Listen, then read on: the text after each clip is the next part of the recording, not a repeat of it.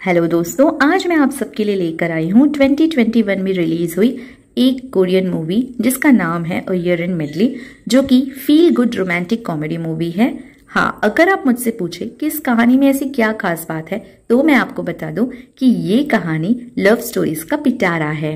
हाँ, बहुत सारी लव स्टोरीज है इसमें। दोस्ती है, वन साइड लव है, रोमांस है और भी बहुत कुछ है। और जब हम बात कर रहे हैं लव स्टोरी की तो क्यूपिड का होना जरूरी है ना। और इस कहानी का क्यूपिड अगर मुझे किसी को बोलना है तो मैं बोलूंगी होटल एम्ब्रोस। कहीं ना कहीं हर किसी की कहानी इस होटल एम्ब्रोस से जुड़ी हुई है। तो चलिए कैसे देखते हैं। हाँ, उससे पहले अगर आप हमारे चैनल में पहली बार आए हैं तो चैनल को सब्सक्राइब जरूर करिएगा और साथ ही अगर वीडियो पसंद आए तो एक लाइक जरूर बनता है। Without any delay let's start the movie.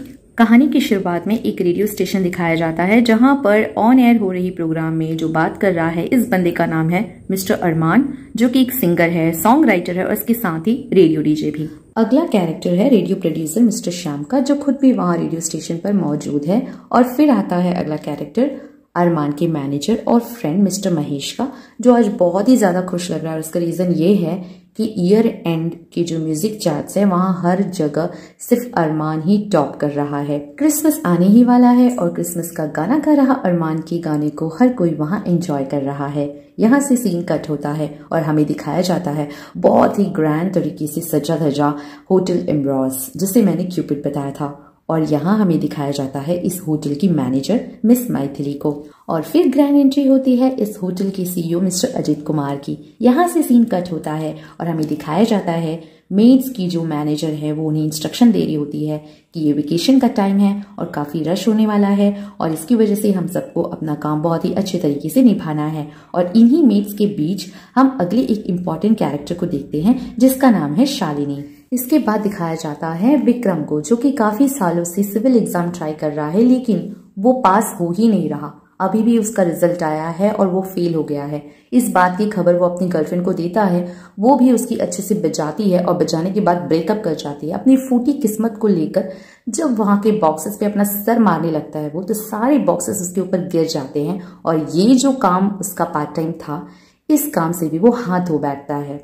यहाँ से सीन शिफ्ट होता है होटल एम्ब्रोस पे, जहां पर आज एक बहुत ही पॉपुलर फॉर्चून टेलर आए हुए हैं। जब उनकी बात मैथिली से होती है तो वो बताते हैं कि इस ईयर के एंड होने से पहले उसे एक बहुत ही अच्छा प्रपोजल आने वाला है। और ये बात सुनकर वो पहले तो शॉक होती है और उसके बाद खुश हो जाती है। शायद वो कुछ एक्सपेक्ट कर रही होगी।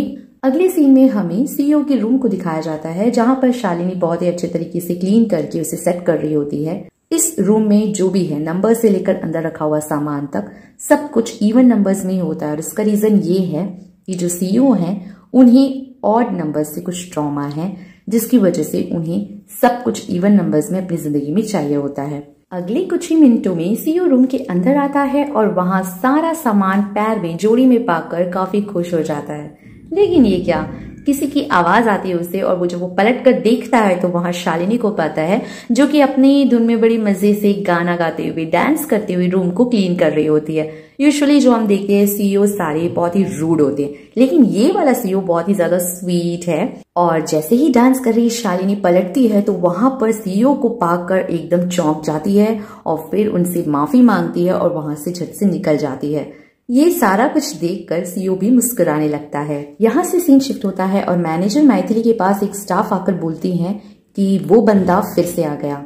कौन सा बंदा? शनिवार का बंदा। एक्चुअली मैटर ये है कि हर शनिवार को ये बंदा ब्लाइंड डेट के लिए इसी जगह पर आता है। यहाँ से सीन शिफ्ट होता है एक स्कूल में दिखाया जाता है जहाँ पर मैथिली का भाई मदन जो है वो अपने बंदों के साथ कॉरिडोर में चल के जा रहा होता है। वहां अचानक से दो लड़कियां क्रॉस करती है, जिनमें से एक कैरेक्टर है नोरा का, जो कि मदन को ही एक टक नजर से देखती हुई जा रही होती है। और मदन भी कुछ कम नहीं, वो भी देखते ही रह जाता है। ऐसा लगता है मानो लव एट फर्स्ट साइट वाली फील आ रही हो। अगले सीन में अपनी सारी अपॉइंटमेंट फिनिश करके वापस जा रहे फॉर्चून टेलर, जहां पर डोरमैन संतोष को दिखाया जाता है। ये भी एक स्पेशल कैरेक्टर हमारी इस कहानी के।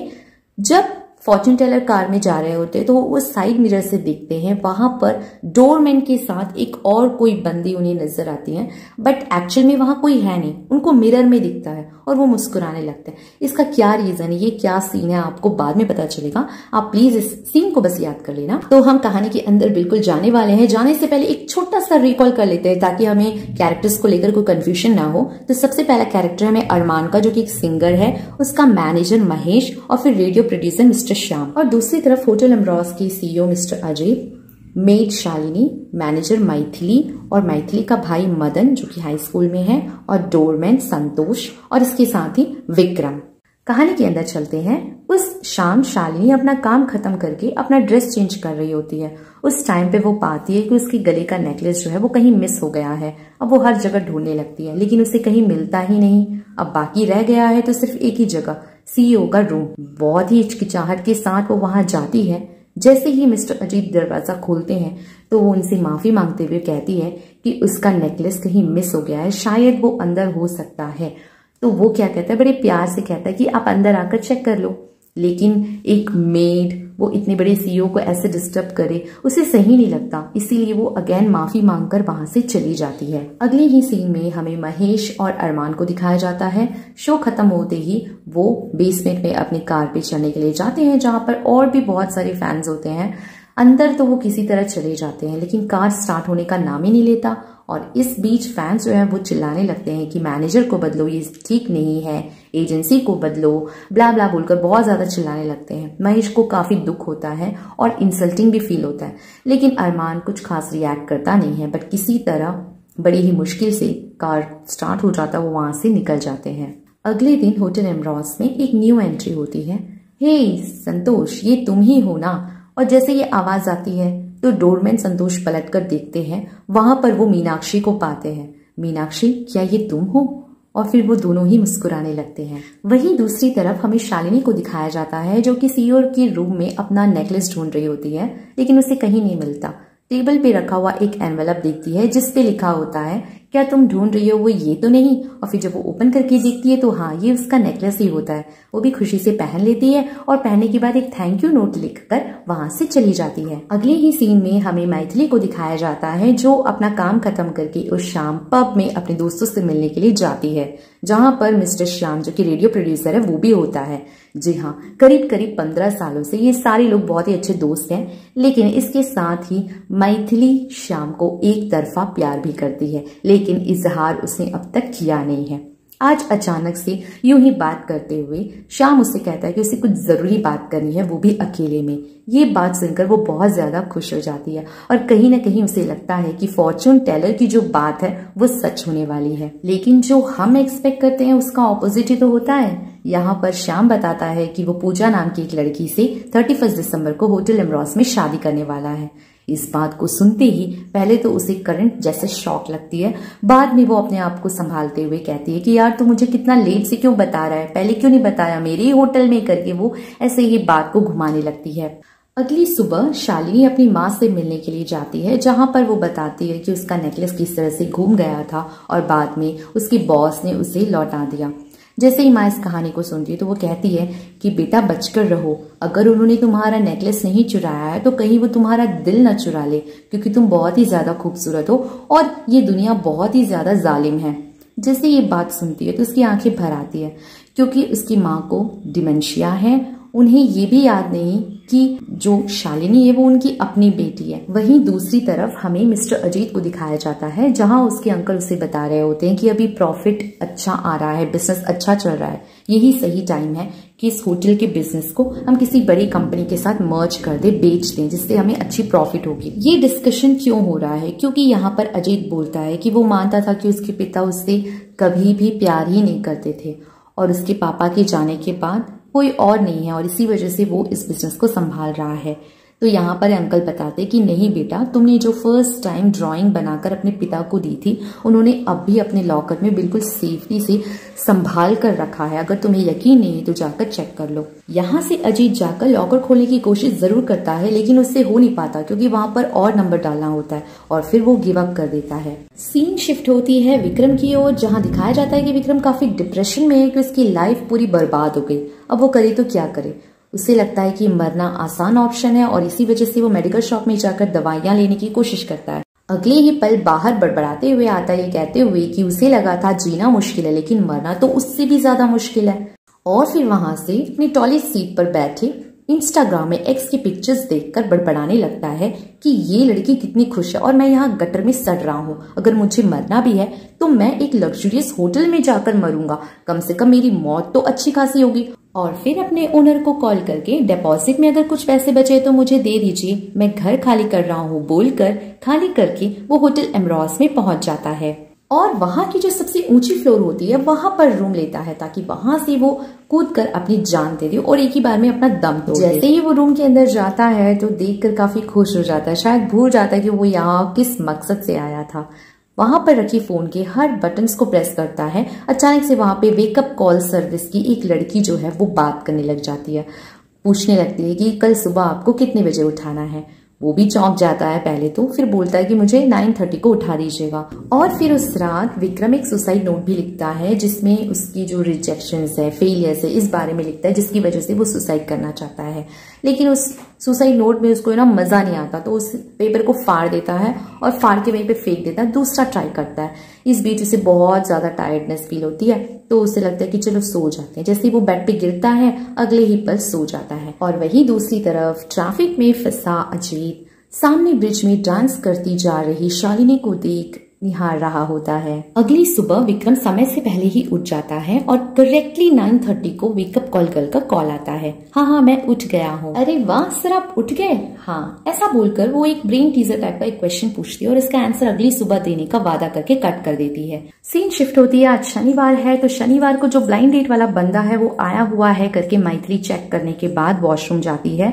वहां पर उन औरतों की बातें सुन लेती है जहां पर उस बंदी की लाइक्स एंड डिसलाइक्स वो शेयर कर रही होती है। और फिर मैथिली इन सारे पॉइंट्स को नोट करके उस बंदे तक पहुंचा देती है ताकि आज उसकी सेटिंग जरूर हो जाए। तभी मैथिली को कॉल आता है और अगले ही सीन में हम श्याम, पूजा और मैथिली को एक रेस्टोरेंट में पाते हैं। होटल एमरोस में श्याम और पूजा की शादी होने वाली है। उस शादी को अटेंड करने के लिए ही पूजा की माँ जो कि मीनाक्षी है वो यहाँ आए हुए हैं। करीब 40 साल पहले मीनाक्षी और डोरमैन संतोष जो हैं वो एक दूसरे को चाहते थे, लेकिन किसी वजह से संतोष को जेल हो जाती है। तब जेल में जब मीनाक्षी मिलने आती है तो बताती है कि उसके घर में शादी को लेकर बहुत प्रेशर डाल रहे हैं और उसकी शादी होने वाली है। और उससे भी कहती है कि जब वो बाहर आए तो अपनी एक अच्छी सी लाइफ सेटल हो जाए और शायद फ्यूचर में अगर हमारी किस्मत में लिखी होगी तो हम एक दिन जरूर मिलेंगे। और दोनों ही इस बात को लेकर मुस्कुराने लगते हैं। भले ही ये बात उन्होंने यूं ही बोला हो लेकिन सच तो ये है कि 40 साल बाद आज वो फिर से एक हो गए। दूसरी तरफ विक्रम के रूम की सफाई कर रही शालिनी को उसका लिखा हुआ सुसाइड नोट मिलता है जिसे पढ़कर वो भी चौंक जाती है। यहाँ से सीन शिफ्ट होती है मीटिंग की ओर जहाँ हमें पता चलता है कि विक्रम ने 31 दिसंबर तक की रूम बुक की है। इसका मतलब ये है कि शायद वो 31 दिसंबर को ही सुसाइड करेगा और इसी कैलकुलेशन के तहत वो ये फैसला लेते हैं कि हम उसे अच्छे से अच्छी सर्विस प्रोवाइड करेंगे और उसका मन बदलने की कोशिश करेंगे। और इसके साथ ही मैनेजर मैथिली को अजीत उस पर एक नजर रखने को कहता है और साथ ही शालिनी को थैंक करता है। यहाँ से सीन स्कूल में शिफ्ट होती है जहाँ पर मदन के दोस्त नोरा को प्रपोज करने के बारे में बात कर रहे होते हैं। वो प्लान करते हैं कि क्रिसमस के दिन उसे प्रपोज करेंगे। हालांकि मदन को भी वो पसंद है लेकिन वो कुछ कहता नहीं है। फाइनली क्रिसमस का दिन आ ही गया। वेकअप कॉल का वेट कर रहा विक्रम को दिखाया जाता है। जैसे ही फोन आती वो बहुत ज्यादा खुश हो जाता है, उसकी आवाज की भी तारीफ करने लगता है। ये बंदी है कौन, इस बात की क्यूरियोसिटी भी उसके अंदर है और इसके साथ ही वो जिस मकसद से यहाँ आया था शायद वो उसे भूल बैठा है। तभी कोई दरवाजे पर दस्तक देता है। ये कोई और नहीं बल्कि होटल का ही स्टाफ है जो विक्रम को बताता है कि कॉन्टेस्ट में वो जीत गया है और इस जीत का जो प्राइज मनी है वो ये है कि अगले साल का जो स्टे है वो आपको फ्री में मिलेगा। वो ऐसा बोलकर चले जाते हैं बट विक्रम को समझ नहीं आता कि यार कौन से कॉन्टेस्ट की बात कर रहे हैं और नेक्स्ट ईयर तब तक मैं जिंदा रहूंगा, ऐसा बोलकर वो सोचकर देख रहा होता है। यहाँ से सीन शिफ्ट होती है और हमें दिखाया जाता है कि लड़कों ने जैसा प्लान किया था वो नोरा को देखने जाते हैं। नोरा एक स्केटर है। जैसे वो स्केटिंग फिनिश करके आती है तो 1 by 1 जाकर उसे अपने दिल की बात लड़के बताते हैं, लेकिन वो किसी को भी हाँ नहीं कहती। और जब सैडली वो रिटर्न हो रहे होते हैं उस वक्त वो मदन को रोककर पूछती है कि क्या तुम्हें कुछ नहीं बोलना, तो वो कहता है कि नहीं, मैं अपने दोस्तों के साथ आया था। और फिर वो मैरी क्रिसमस बोल के विश करती है। दोनों ही विश करके खुशी खुशी जाते हैं और ये चल क्या रहा है बोलकर बंदे भी मुंह फाड़ते हुए इनको ही देख रहे होते हैं। अगले ही सीन में एक स्ट्रीट में एक छोटे से बच्चे का गुब्बारा पेड़ में अटक गया है, जिसे निकालने की कोशिश कर रही शालिनी को अजीत देखता है। क्या मैं तुम्हारी मदद कर सकता हूँ? और पूछने के बाद खुद आकर मदद करता है। गुब्बारा निकालने के बाद अजीत शालिनी से पूछता है कि तुम्हारा क्या प्लान है, और क्रिसमस ईव है तो वो चर्च जाने वाली है करके बताती है। और यहाँ से अगले ही सीन में हमें दोनों चर्च में नजर आते हैं। प्रेयर होने के बाद वो दोनों साथ साथ बाहर आते हैं। दोनों साथ में ही जाते हैं। वो उसे लिफ्ट देता है और इसके साथ ही एक क्वेश्चन भी पूछता है कि क्या उसकी लाइफ में भी कुछ ट्रॉमा है, तो वो कहती है कि ऐसा कुछ नहीं है। फिर वहां से बाय बोलकर दोनों अपने अपने घर निकल जाते हैं। यहाँ से सीन शिफ्ट होती है और होटल एमरोस में आज अरमान का कॉन्सर्ट है। तो वहां पर एक एजेंसी वाला आकर उससे पूछता है कि तुम बहुत ही अच्छा कर रहे हो, हमारी एजेंसी में अगर ज्वाइन करोगे तो तुम्हें बिल्कुल अनदर लेवल पे हम ले जाएंगे, जहां से तुम्हारा स्टारडम बहुत बड़ा हो जाएगा। इस बात को महेश भी सुन लेता है। उसे थोड़ा सा अजीब सा फील होता है। इसका रीजन ये है, जब पहली बार अरमान ने डेब्यू किया था तो इसी बंदे की एजेंसी से किया था। उस टाइम पे एक एक्सीडेंट हो जाता है, जिसकी वजह से ये बंदा अरमान को बहुत गंदी गंदी गालियां देता है कि ये सिर्फ ड्रामा कर रहा है। तब ये कहता है महेश कि नहीं, अगर तुम्हें कुछ बोलना है तो तुम मुझे बोलो, मेरे दोस्त को तुम कुछ नहीं बोल सकते। और वो अपने दोस्त के लिए लड़ता भी है। और तब से ही लेकर महेश अरमान के साथ खड़ा है और इतना बड़ा स्टार बनने में भी पूरी तरह से कहीं ना कहीं महेश का ही हाथ है। अगले ही सीन में सभी लोग कॉन्सर्ट में जा रहे होते हैं, जहां पर विक्रम को उसकी एक्स नजर आती है। वो झट से पलट जाता है, लेकिन एक्स का जो बॉयफ्रेंड है वो आकर उसे खरी खोटी सुनाता है, ये कहते हुए कि मेरी गर्लफ्रेंड को स्टॉक करना बंद कर। अब कॉन्सर्ट में तो सभी लोग एंजॉय कर रहे होते हैं, लेकिन बेचारा विक्रम अपनी फूटी किस्मत पर रो रहा होता है। अगली सुबह स्विमिंग पूल में जब विक्रम नहा रहा होता है तो मैथिली का भाई डूबने का नाटक करता है। एक्चुअली बहुत अच्छा स्विमर है, बट यहाँ पर एक ड्रामा इनका सेटअप होता है। विक्रम जाकर उसकी जान बचाता है, तो वो लोग दौड़ कर आते हैं और विक्रम को लाइफ सेवर बोलकर उसकी तारीफ करते हैं, उसका शुक्रियाना करते हैं। ये सब एक तरफ, दूसरी तरफ मदन बेचारा पहला केस वो भी एक लड़के से बोलकर अपनी फूटी किस्मत पर रो रहा होता है। So sad. वहीं दूसरी तरफ रेडियो स्टेशन में प्रोड्यूसर श्याम महेश को बोलता है कि जितनी जल्दी हो सके अरमान का जो कॉन्ट्रैक्ट है वो रिन्यूअल करा ले, क्योंकि बहुत सारे कंपनीज एजेंसी जो है वो कम्पीट कर रही है। लेकिन महेश बहुत ज्यादा इमोशनल हो जाता है। उसे इस बात का दुख होता है कि वो अरमान को कुएं का मेंढक बनाकर नहीं रखना चाहता। तभी उसे श्याम याद दिलाता है कि उसने कितनी सारी सैक्रिफाइसेस किए हैं, उसके लिए अपना घर बेचकर उसका ड्राइवर और मैनेजर बनकर इतना साल उस पे इन्वेस्ट किया है। बावजूद इसके महेश उसे कंपेल नहीं करना चाहता। मीनवाइल विक्रम को आजकल खुश रहने की एक नई वजह मिल गई है। वो वेकअप कॉल गर्ल के साथ दिन भर जब टाइम मिले बातें करते रहता, और ये चिंगारी दोनों तरफ से है, यानी कि दोनों ही खुश हैं। अगले ही सीन में संतोष मीनाक्षी जी को एक जगह लेकर जाते हैं और बताते हैं कि ये वही जगह है जहां मैंने पहली बार अपनी वाइफ को प्रपोज किया था। वो इस दुनिया में नहीं है, लेकिन एक बार उसने मुझसे एक बात बोली थी कि अगले जन्म में भी वो मुझे ही अपना पति बनाना चाहती है। और संतोष के मुंह से ये बातें सुनकर मीनाक्षी को समझ आ जाता है कि वो क्या कहना चाहता है। यहाँ से सीन होटल एमरोस की तरफ शिफ्ट होती है, जहाँ पर शालिनी को देखते ही अजीत पूछता है कि आज तो तुम्हारा ऑडिशन है ना, तुम यहाँ क्या कर रही हो, चलो मेरे साथ। और उसका हाथ पकड़कर खींचकर ले जाता है। और वहां खड़ी मेड्स की जो मैनेजर है वो कुछ समझ नहीं पाती और बस यूं ही देखते रहती कि यार चल क्या रहा है। शालिनी को स्टेज एक्ट्रेस बनना था, उसने बहुत बार ऑडिशन दिया है, आज भी वो बहुत अच्छे तरीके से ऑडिशन देती है और उसका परफॉर्मेंस देख के अजीत भी काफी इम्प्रेस होता है। और जैसे ही वो बाहर आती है तो अजीत उससे कहता है कि वाह, इस बार तो तुम जरूर सेलेक्ट हो जाओगी, तुमने बहुत अच्छा किया। लेकिन शालिनी बहुत दुखी होती है और कहती है कि वो ऐसे ही बेस्ट परफॉर्मेंस हर बार देती है, लेकिन वो कभी सेलेक्ट नहीं होती और इस बार भी नहीं होगी। आपकी दुनिया में ट्रॉमा है तो ऑप्शंस भी हैं, लेकिन मेरी दुनिया में ट्रॉमा नाम के लिए भी कोई जगह नहीं है। आज जो गलती मैंने की है, यूं ही बीच में अपना काम छोड़कर आई, इसकी वजह से मेरी नौकरी भी जा सकती है। मैं भटक गई थी, प्लीज अब आप मुझसे दूरी बना के रखिए, मेरी मदद ना करें। इन सब बातों से अजीत का दिल जरूर टूट जाता है, लेकिन वो गौर फरमाता है कि जो भी बातें उसने बोली है वो सच है। यहाँ से सीन कट होकर हमें मैथिली और श्याम को दिखाया जाता है। वो मैथिली के पास एक रिंग देता है और बताता है कि आज वो पूजा को प्रपोज करने वाला है। हालांकि इनकी शादी होने वाली है, बट प्रॉपरली उसने अब तक पूजा को प्रपोज नहीं किया है। रिंग लेकर वो चली जाती है। जैसे ही पूजा आती है, थोड़ी ही देर में केक आता है और उस केक के अंदर ही रिंग को रखा गया है। ये पूरा आइडिया मैथिली का होता है। उसने इंटरनेट में सर्च किया था कि किस तरीके से इस तरह का प्लान फ्लॉप किया जाए। लेकिन यहाँ पर उसका उल्टा ही होता है। पूजा बहुत इम्प्रेस हो जाती है और वो जाकर उसे गले लगाकर हाँ कहती है। ये सब देख रही मैथिली की आंखें नम हो जाती है। थकी हारी जब वो घर वापस आती है तो अपने भाई से कहती है कि अगर लाइफ में किसी से प्यार करते हो तो वक्त रहते प्रपोज कर देना, नहीं तो पूरी जिंदगी तुम्हारी बर्बाद हो जानी है। और तभी टीवी पे चल रही एक प्रोग्राम को वो देखती है जहां पर एक लेटर बॉक्स के बारे में बता रहे होते हैं। अगर हम वहां पोस्ट करते हैं तो ठीक 1 साल बाद उसी दिन वो डिलीवर किया जाएगा। तभी उसे कुछ अचानक से याद आता है और वो पूछने लगती कि क्या उसके लिए कोई मेल आया है, और फिर वो जाकर चेक करती है तो हाँ, वहां आया होता है। ठीक 1 साल पहले श्याम और मैथिली वहां बैठे एक दूसरे को लेटर लिख रहे थे और उन्होंने पोस्ट कार्ड पोस्ट भी किया था, जिसमें श्याम ने अपनी फ्रेंड के लिए दोस्ती के नाते लेटर लिखा है कि तुम 1 साल में किसी के साथ सेटल हो जाओगे, और वही मैथिली ने अपने प्यार का इजहार किया हुआ था। बस फिर क्या, दौड़ी भागी भाई के पास आती और बहुत रिक्वेस्ट करती कि किसी तरह श्याम के पढ़ने से पहले ही उस पोस्ट कार्ड को निकाल कर लेकर आए। काफी रिक्वेस्ट के बाद भाई भी मान जाता है और फिर यहाँ से सीन शिफ्ट होती है। अगले दिन दिखाया जाता है भाई अपने हाथ में पोस्ट कार्ड को लिए अपनी दीदी को यानी कि मैथिली को कॉल करके ठहाके लगाकर हंसता है कि दीदी तुमने ये क्या लिखा है, तुम्हें जीजू की जरूरत है, जल्दी से ढूंढ लो।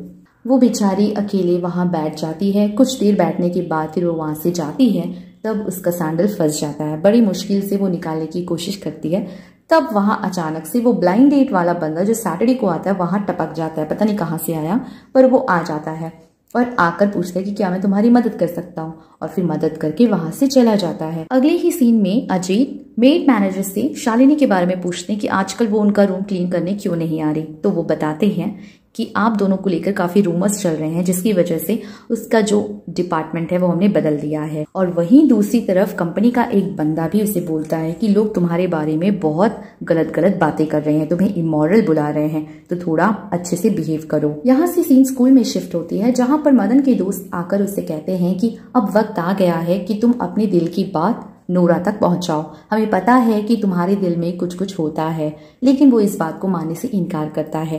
तभी वो कहते हैं कि तुम इनकार कर लो, लेकिन लेट मत करना, क्योंकि नोरा के पीछे बहुत सारे लोग पड़े हैं। कहीं ऐसा ना हो कि तुम्हें जिंदगी भर पछताना पड़े। वहां से सीन शिफ्ट होती है और हमें संतोष और मीनाक्षी को दिखाया जाता है, जहां पर मीनाक्षी बताती है कि वो वापस से उसी जगह पर गई थी और उनकी वाइफ से उन्होंने बात की और कहा कि अगर 31 दिसंबर को स्नोफॉल होगा तो वो हम दोनों की इस रिश्ते से खुश है। लेकिन प्रॉब्लम ये है कि 31 को स्नोफॉल तो होगा ही नहीं, नामुमकिन है। और इस बात को कहते हुए संतोष मुस्कुराने लगते हैं। अगले दिन महेश अरमान के हाथों में उस एजेंसी के कॉन्ट्रैक्ट पेपर्स देखकर काफी शॉक हो जाता है और वो कहता है कि इसे ओपन ना करे। इस बात को लेकर अब उसे कंफर्म हो जाती है कि कहीं ना कहीं वो न्यू एजेंसी को ज्वाइन करने वाला है। बाहर जब वो उस बंदे को देखता है तो इमोशनल होते हुए अपने दिल का हाल बताता है। वो सिर्फ यही कहता है कि मैंने बहुत अच्छे तरीके से उसका ध्यान रखा था, अब ये जिम्मेदारी आपकी है, तो प्लीज आप उसका अच्छे से ख्याल रखना। और ये कहते हुए रोते हुए वो वहां से चला जाता है। बहुत सारे लोगों का दिल टूटा हुआ है, वे दुखी है। क्या नया साल एक नई उम्मीद बनकर आएगा? फाइनली जिस दिन का इंतजार था वो आ ही गया। अजीत पूरी कोशिश करता है और अपनी ट्रॉमा से फाइट करके फाइनली उस लॉकर को ओपन करता है और वहां पर उसने जो पापा को फर्स्ट ड्राइंग बना के गिफ्ट की थी उसे पाता है और देखते ही फिर उसे एक क्लैरिटी मिलती कि उसको लाइफ में करने क्या है। वहीं दूसरी तरफ विक्रम अपने रूम की खिड़की से बाहर झांकता है। अनफॉर्चुनेटली उसका जो सर है वो वही फंस जाता है। थैंक गॉड वहां पर एक स्टाफ आता है गिफ्ट देने के नाम से और इसे देखकर ये क्या सुसाइड तो नहीं कर रहा बोलकर उसकी जाके मदद करता है। उस गिफ्ट के साथ एक छोटा सा थैंक यू नोट भी होता है जिसमें लिखा होता है कि तुम बहुत ही अच्छे इंसान हो, तुमने किसी की जान बचाई। हर जगह रिजेक्शन और फेलियर जैसी चीजें सुनकर इंसान थक जाता है। जब कहीं से आपके लिए अप्रिशिएशन आता है तो आपका दिल खुश हो जाता है। ठीक वैसा यह भी विक्रम फील कर रहा है। अगले सीन में हमें महेश और अरमान को दिखाया जाता है। जैसे वो शो खत्म करके जा रहे होते हैं तो अरमान उससे कहता है कि अब से तुम्हें इस कार को चलाने की कोई जरूरत नहीं है। ये बात सुनते ही उसका दिल टूट जाता है। वो कार की चाबी उसे दे देता है और वापस लौटने लगता है। रो रो कर उसका बुरा हाल हो रहा होता है। सुनो कहाँ जा रहे हो, ये लो। एक ब्रांड न्यू कार वहां पर खड़ी होती है जिसकी की इसके हाथ में होती है और फिर वो उसे बैठने को कहता है और उसके साथ ही कॉन्ट्रैक्ट रिन्यूअल करके उस पे जो अरमान ने साइन किया है उस पेपर्स को महेश के हाथ में थमा देता है। महेश की खुशी का ठिकाना नहीं रहा, उसे लग रहा था कि कहीं अरमान बदल तो नहीं गया, लेकिन ऐसा नहीं है और यहाँ से इन दोनों का रोमांस शुरू होता है। यहाँ से सीन शिफ्ट होती है मैरिज हॉल की तरफ, जहाँ पर बहुत ही अच्छे तरीके से श्याम और पूजा की शादी हो रही है। मीनवाइल आज वही फॉर्च्यून टेलर एमरॉस होटल में फिर से आए हैं। वो जैसे ही डोरमैन संतोष को देखते हैं तो उनसे एक बात कहते हैं, पिछली बार जब मैं यहाँ आया था तो मैंने आपके साथ आपकी वाइफ को देखा था, लेकिन आज वो मुझे कहीं नजर नहीं आ रही। लगता है वो आपको छोड़कर अच्छी जगह चली गई है और वो चाहती हैं कि आप अपनी लाइफ हंसी खुशी बिताएं। कुछ ही मिनटों में धूप हटकर स्नोफॉल होना शुरू हो जाता है और संतोष को समझ में आ जाता है कि उसकी वाइफ का मैसेज क्या है। वहां से वो सीधा मैरिज हॉल में जाते हैं और मीनाक्षी को देखते हैं और फाइनली 40 साल बाद संतोष और मीनाक्षी की कहानी फिर से नए सिरे से शुरू होने वाली है। यहाँ से सीन स्कूल में शिफ्ट होती है, जहाँ पर नोरा मदन से पूछती है कि तुम्हें जो भी कहना है जल्दी से बोल दो, और वो बहुत हिचकिचाता है पहले, बट देन अब नहीं तो कभी नहीं वाला सोचकर फाइनली अपनी दिल की बात बोल ही देता है और यहाँ सब लोग खुश हो जाते हैं। सीन एमरॉस होटल में शिफ्ट होती है, जहाँ पर विक्रम को आया हुआ गिफ्ट वो वेकअप कॉल नंबर 6 को भेजने के लिए रिसेप्शन में देकर वापस जा रहा होता है। उस वक्त वहां के स्टाफ जो आपस में बात कर रहे होते हैं कि जो कुछ भी अब तक हुआ वो सारा एक सेटअप था ताकि विक्रम कोई गलत काम ना कर दे। जैसे ही उसे सब पता चलता है वो सीधे दौड़कर रूफटॉप में जाकर कूदने के लिए तैयार हो जाता है। मीनवाइल जो गिफ्ट इसने भेजा था वो वेकअप कॉल गर्ल को रिसीव हो जाता है। जैसे ही मैथी को इस बात की खबर मिलती है वो तुरंत शादी से निकलकर रूफटॉप पहुंच जाती है और यहाँ पर वेकअप कॉल गर्ल नंबर 6 जो है वो भी फोन लगाकर बात करते हुए आ रही होती है। सुनो, मेरी लाइफ भी ना बहुत ही झंड थी। हाँ, वही मशीन की तरह काम करना, सुबह से लेकर शाम तक सेम रूटीन। मैं खुद भी अपनी जान लेना चाहती थी, फिर मेरी लाइफ में तुम आए, कॉल के जरिए ही सही पर तुमसे बात करना मुझे अच्छा लगने लगा। मुझे जीने का एक मकसद मिल गया। और ऐसे ही बात करते हुए पहली बार वो दोनों एक दूसरे से मिलते हैं और ये कोई सेटअप नहीं था, जो भी इनके बीच हुआ वो एक नेचुरल प्रोसेस ही था और इसके बाद वो दोनों एक हो जाते हैं। अगले ही सीन में अजीत सबको अपना डिसीजन बताता है कि वो अपने इस फैमिली बिजनेस को कंटिन्यू करने वाला है और भी बड़ा करेगा, इसे किसी और कंपनी को बेचने वाला नहीं है। और यहाँ से वो सीधा जाता है शालिनी के पास। भीड़ में वो अकेली नजर आती है। क्या तुम मेरे साथ बाहर चलोगी? जैसे ही वो पूछता है वो मना कर देती है और कहती है कि लोग उसे गोल्ड डिगर बुला रहे हैं। तो वो कहता है, हाँ मुझे भी इमोरल बोलते हैं, सो गोल्ड डिगर और इमोरल की जोड़ी काफी अच्छी रहेगी, है ना? जैसे ही वो पूछता है तो ये भी मुस्कुराने लगती है। दोनों एक साथ बाहर जाते हैं और स्नोफॉल में किस करके एक हो जाते हैं। यहाँ से सीन शिफ्ट होती है और लिफ्ट में श्याम और मैथिली को दिखाया जाता है, जहाँ पर फाइनली मैथिली बोलती है कि लिफ्ट में रहते मैं अपने दिल की बात तुम्हें बता देना चाहती हूँ। 15 साल से मैं तुझसे प्यार करती थी, लेकिन मुझे इस बात का डर था कि अगर मैं प्रपोज कर भी देती हूँ और बदले में मुझे प्यार नहीं मिला तो हमारी दोस्ती भी टूट जाएगी, जो मैं कभी नहीं चाहती थी। और मुझे इंतजार था कि कब तुम आकर अपना प्यार मुझसे कन्फेस करोगे। इन सब बातों को सुनकर उतना बड़ा कुछ रिएक्शन नहीं निकलता श्याम की तरफ से, क्योंकि हमें दिखाया जाता है कि उसे इस बात की खबर ऑलरेडी थी। उस दिन उसने पोस्ट कार्ड को पढ़ लिया था और उसके बाद ही मदन को दिया था। यहाँ पर ये दोनों दोस्त एक साथ एक दूसरे की अच्छी भविष्य की कामना करते हुए एक दूसरे को बेस्ट विशेस बोल के एज फ्रेंड्स उस लिफ्ट से बाहर निकलते हैं। फाइनली शाम को सारे लोग एक साथ मिलकर पार्टी करते हैं और वहां पे काउंटडाउन के साथ हैप्पी न्यू ईयर की सेलिब्रेशन भी होती है।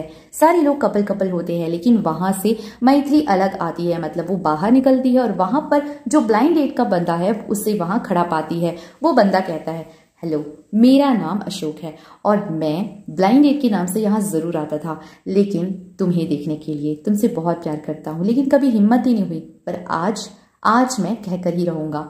क्या तुम मुझे डेट करोगी? और वो मुस्कुराने लगती है और इसी के साथ ही कहानी एक हैप्पी एंडिंग के साथ खत्म हो जाती है।